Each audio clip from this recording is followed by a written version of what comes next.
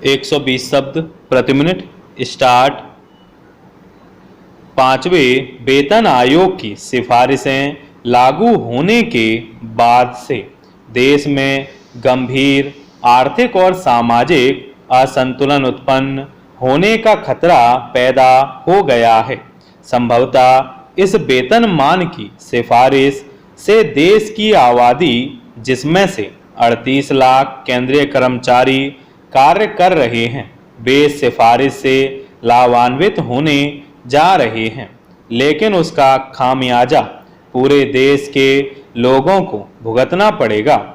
हमारे अर्थवेत्ताओं का यह कहना सही है कि सारे देश में फैले 38 लाख कर्मचारियों के वेतन में हुई भारी वृद्धि से समाज के रहन सहन के स्तर में बहुत फर्क पड़ सकता है। इसके परिणाम स्वरूप यह फर्क तमाम तरह की विसंगति और विकृतियों को पैदा करने वाला हो सकता है।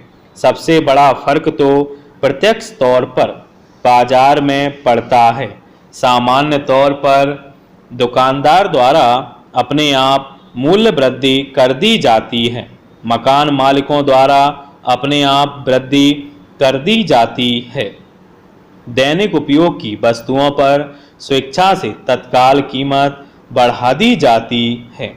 वेतन के साथ आवासीय भत्तों में बढ़ोतरी के कारण मकान मालिक अपने किराएदार के किराए में वृद्धि कर देते हैं। जितना बड़ा अधिकारी और कर्मचारी होगा, उसको उतना ही अधिक लाभ। वेतन आयोग ने इसी सिद्धांत के आधार पर वेतन वृद्धि की सिफारिश की थी, जिसे सरकार ने स्वीकार कर लिया है।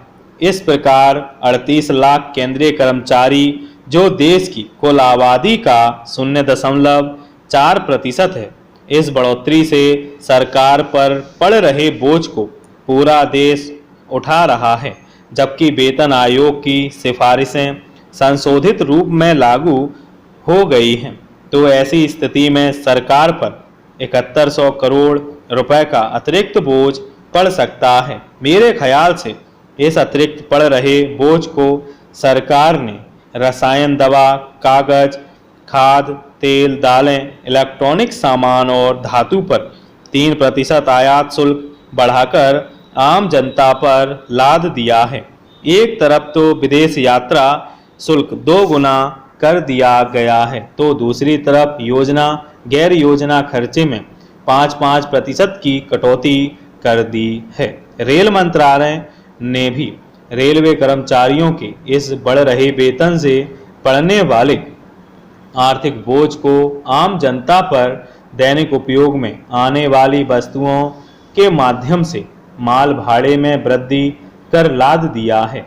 इस तरह से केंद्रीय कर्मचारियों के बड़े वेतन का रुपया देश की आम जनता से वसूला जा रहा है।